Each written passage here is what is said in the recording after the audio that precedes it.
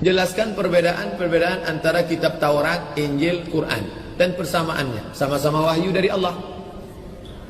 Sama-sama berisikan wahyu dari Allah. Kristen diambil dari Kristus, Jesus Christ, Kristus sang juru selamat, Kristus sang juru selamat. Iya, shalom bagi kita semua dimanapun kita berada saat ini, kiranya kita semua tetap berada dalam keadaan sehat dan apapun yang merupakan aktivitas kita sepanjang hari ini, kiranya Tuhan Yesus memberkati. Dan kembali berjumpa lagi di channel kita ini, yaitu Zemayan Yasin. Terima kasih buat teman-teman semua dan juga para sahabat yang sudah mendukung perkembangan channel ini dengan setia, dan kiranya kita tetap menggunakannya untuk menjadi berkat bagi semua orang. Nah teman-teman, pada video kali ini saya menanggapi tentang pernyataan atau penjelasan atau jawaban dari Ustadz Abdul Somad terhadap pertanyaan yang ditanyakan oleh salah seorang jemaatnya yang menanyakan tentang persamaan antara kitab Taurat, Injil, dan Al-Quran. Dan kemudian Ustadz Abdul Somad ini menjawab bahwa itu sama-sama wahyu dari Allah, dan juga dia mengatakan bahwa Yesus Kristus adalah juru selamat. Itu menurut pandangan Kristen yang dijelaskan oleh Ustadz Abdul Somad, dan menurut saya satu langkah lagi Ustadz Abdul Somad itu bisa percaya kepada Yesus Kristus. Oleh karena itu mari kita simak videonya yang berikut ini.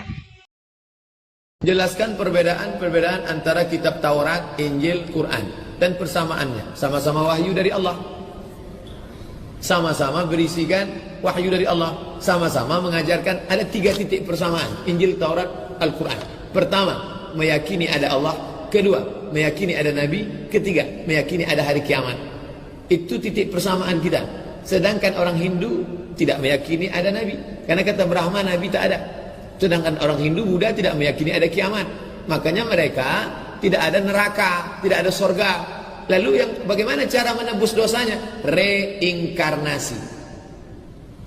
Ruh Abdul Somad kalau dia sekarang jahat, na'udzubillah, nanti rohnya bagaimana cara mengazab rohnya? Neraka tak ada, masuk ke dalam monyet, masuk ke dalam kucing, masuk ke dalam babi. Reinkarnasi dalam Islam tak ada. Dalam Islam tak ada reinkarnasi. Abdul Somad rohnya tidak akan masuk kemana-mana. Rohnya akan menunggu di alam barzah. Habis itu hari kiamat, ruh masuk lagi ke dalam jasad, jasad hidup lagi, baru kemudian pengadilan, masuk surga atau masuk neraka. Apakah hewan dipotong oleh orang Yahudi dan Nasrani dengan membaca bismillah? Apakah dagingnya itu halal dimakan? Mazhab Syafi'i tidak. Saya berpegang kepada mazhab Syafi'i. Yang ada sekarang orang Kristen, orang Yahudi, dipotongnya kambing, dipotongnya ayam, tak boleh dimakan. Kenapa? Karena dia sudah mempersekutukan Allah. Laqad kafara alladzina qalu innallaha huwal masih ibnu Maryam.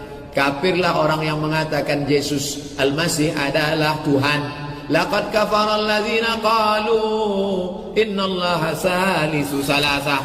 Kafirlah orang yang mengatakan Tuhan itu 3 dalam 1, 1 dalam 3. Mazhab Syafi'i tak boleh motok, tak boleh makan sembelihan. Hanafi, Maliki, Hambali, Hanafi, Maliki, Hambali boleh memakan sembelihan Yahudi dan Nasrani. Karena walaupun mereka itu mempersekutukan Allah, tapi masih ada 3 titik persamaan. Percaya sama-sama Allah, walaupun Allah dia dengan Allah kita beda. Sama-sama percaya ada Nabi, sama-sama percaya ada hari kiamat. Saya tidak, saya condong kepada mazhab Syafi'i. Sedangkan kitab yang turun pada Nabi Isa, Injil. Sekarang kitab yang diyakini umat Kristiani adalah Injil. Kristen diambil dari Kristus, Jesus Christ, Kristus sang juru selamat, Kristus sang juru selamat.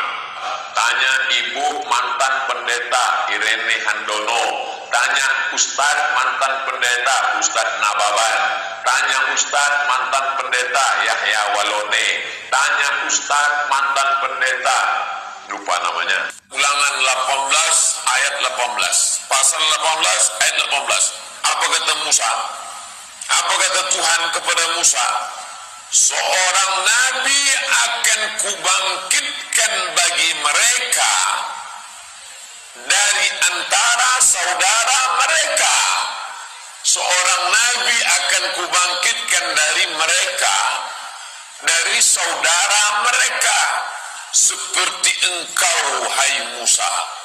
Nanti yang akan datang di akhir zaman itu seperti engkau, hai Musa. Aku akan menaruh firmanku dalam mulutnya, sehingga kalau dia berbicara, cakapnya adalah firman, dan dia akan mengatakan kepada mereka segala yang kuperintahkan. Kalau dia bicara, cakapnya adalah firman.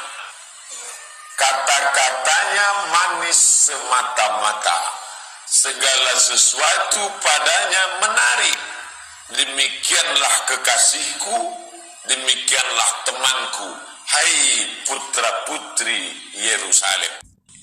Haleluya, haleluya. Kita harus tetap bersuka cita, teman-teman. Injil diberitakan maupun maksudnya buruk ya, seperti yang terambil di dalam Filipi 1 ayat 18. Tetapi tidak mengapa, sebab bagaimanapun juga Kristus diberitakan, baik dengan maksud palsu maupun dengan jujur. Tentang hal itu aku bersuka cita, dan aku akan tetap bersuka cita. Haleluya, haleluya. Ya teman-teman, seperti itu. Nah, untuk saudara yang posting video ini, saya mau tanya, Anda cari apa di kitab itu? Anda cari sesembahan Anda? Jelas tidak ada, karena di situ jelas-jelas ya menyatakan Allah yang lain dengan Allah sesembahan Anda ya. Di situ hanya disebutkan tulisan Allah, karena Allah ya di dalam bangsa Israel itu adalah sesembahan ya. Karena Allahnya di dalam Alkitab, di dalam Perjanjian Lama itu adalah Yahweh Elohim. Jadi berbeda saudaraku, tetapi tidak mengapa Injil diberitakan dengan maksud baik ataupun buruk, tetap kami bersuka cita. Terima kasih saudaraku. God bless you. Salam. Nah, jadi itu dia videonya teman-teman ya. Kita sudah mendengarkan apa yang menjadi jawaban dari Ustadz Abdul Somad terhadap pertanyaan dari salah seorang jemaatnya yang menanyakan tentang persamaan kitab suci. Dan kemudian Ustadz Abdul Somad mengeluarkan pernyataan bahwa itu sama-sama wahyu dari Allah atau isinya sama-sama wahyu.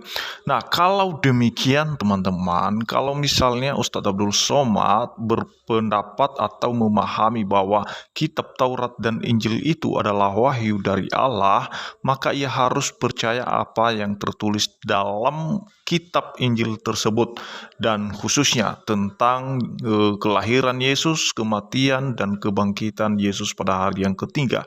Karena Injil menuliskan demikian, maka kalau dia mengakui bahwa Injil adalah wahyu Allah dan juga Taurat, maka dia harus atau seharusnya dia percaya pada nubuatan Kristus, baik itu nubuatan kematiannya dan juga kebangkitannya. Nah, dan kemudian dia mengatakan bahwa Injil itu diturunkan kepada Nabi Isa, yang mereka anggap bahwa Nabi Isa itu adalah Yesus. Yang mau saya jelaskan di sini bahwa Yesus Kristus tidak pernah menerima kitab Injil, melainkan Injil itu sendiri adalah tentang kehadirannya di dunia ini, yang dimana Injil itu merupakan kabar baik. Dan itu peristiwa-peristiwa tentang pelayanan dan kematian kebangkitan Yesus itu ditulis oleh para murid atas pimpinan Roh kepada mereka, sehingga sampai sekarang bisa kita membacanya. Nah, jadi kalau menurut saya, kalau Ustadz Abdul Somad itu mempercayai bahwa Taurat dan Injil adalah wahyu Allah dan juga menyebut Yesus Kristus adalah juru selamat sesuai dengan kitab Injil yang dia imani, yang dia katakan wahyu, maka satu langkah lagi Ustadz Abdul Somad harus percaya kepada Yesus Kristus. Tetapi itu tergantung pada hatinya. Ketika dia memahami dan mengerti, pasti tidak ada yang mustahil bagi Tuhan, teman-teman ya. Jadi mari kita berdoa, sekalipun selama ini dia mungkin menghina, menghujat, dan mengatakan ada jin kafir di salib, maka kita terus berdoa untuk dia, dan kiranya dia berubah dari perkataan-perkataan yang demikian dan tidak lagi menghina kekristenan atau menghina lambang-lambang atau simbol-simbol agama Kristen dan juga agama-agama yang lainnya. Nah, teman-teman, demikian yang saya sampaikan tentang Injil Kristus, bahwa Injil itu sendiri adalah kabar baik. Kabar baiknya adalah tentang kedatangan Yesus Sang Penebus, dan itu merupakan kabar baik bagi manusia. Karena yang menjadi masalah utama manusia adalah dosa, dan dosa itu harus dibereskan. Dan Allah punya cara untuk membereskan dosa manusia, yaitu dengan cara mengutus anaknya yang tunggal, yaitu Yesus Kristus. Karena firman Tuhan mengatakan, karena begitu besar kasih Allah akan dunia ini, sehingga ia telah mengaruniakan anaknya yang tunggal, supaya setiap orang yang percaya kepadanya tidak binasa, melainkan beroleh hidup yang kekal. Nah, jadi itu dia teman-teman, kasih Allah bagi dunia ini nyata dan bukan hanya sekedar tulisan, melainkan itu tertera dalam sejarah peradaban manusia, bahwa Yesus pernah hadir ke bumi ini. Firman pernah jadi manusia untuk menggantikan manusia dari hukuman dosa, dipersiapkan untuk menjadi korban. Karena sejak kejatuhan manusia sampai kepada zaman para nabi selanjutnya, itu mereka mengorbankan korban darah binatang demi mendapatkan pengampunan dari Allah. Maka karena korban-korban yang dilakukan secara berulang kali itu dinyatakan tidak sempurna, itulah sebabnya Allah menubuatkan tentang kehadiran keturunan perempuan, yang dimana itu sudah dinubuatkan sejak awal Adam dan Hawa di taman, di mana Allah mengatakan bahwa akan lahir keturunan perempuan yang diadakan permusuhan antara dia dengan iblis. Dan itulah sebabnya juga umat Allah menunggu tentang janji itu sampai kedatangan Yesus Kristus. Dan itulah yang kita percayai, bahwa Yesus telah mati untuk kita dan telah hidup kembali untuk membuktikan bahwa Dia adalah Allah yang hidup. Demikian yang saya sampaikan, kiranya Tuhan Yesus memberkati kita semua. Shalom.